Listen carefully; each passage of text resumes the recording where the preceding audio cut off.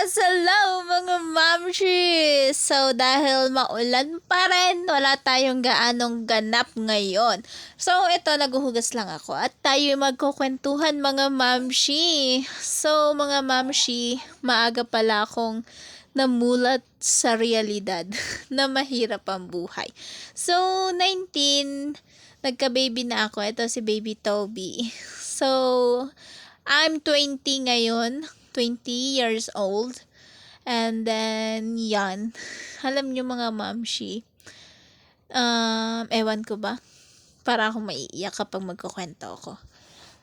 Nagiging, ako, mahina kasi puso ko eh. Ewan ko. Alam mo yung tipong sa lahat ng bagay, ang unang susuporta sa'yo is yung mga hindi mo kadugo, ganun. Ewan ko, ang daming nangyari sa buhay ko na hindi ko talaga inaasahan na ganun na mangyayari. Pero ngayong nagka-baby ako, sobrang tuwa ko dahil napaka-blessed din ako.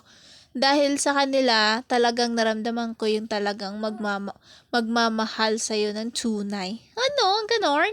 Ayun. Basta yun yung kwento ko. Sa susunod na ako magkwento pa nung marami-rami pa. Tapos, sa mga nagko-comment naman,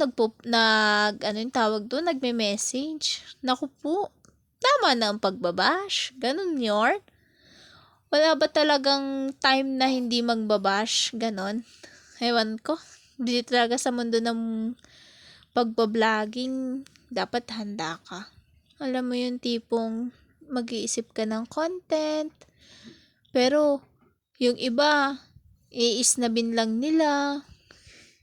Alam mo yung naka-follow sila pero makita lang nila sa newsfeed nila, lalampasan na agad. Aray naman. Ay, aminin, may mga ganon, di ba? Alam ko.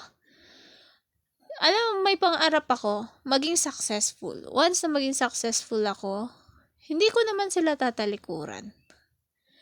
Ang pangarap ko talaga is maging successful at makatulong. Opo. Kahit marami nangyari sa buhay ko, proud pa rin po ako kung ano ba talaga yung kinahinatnan ko dahil dito ako naging malakas, dito ako natuto, at yun. Kaya sana walang mapanghusga masyado, no? Sana walang taong masyadong mapanghusga dahil hindi naman lahat tayo perfecto. O diba? Bakit? Perfecto ba kayo? Hindi ko na lang i-stress yung sarili ko sa mga ganyang tao. Alam mo yung magpo-post ka lang, pero affected yung iba. Hay nako. Kaloka. Magiging masaya na lang ako sa buhay na meron ako. At i-enjoy ko.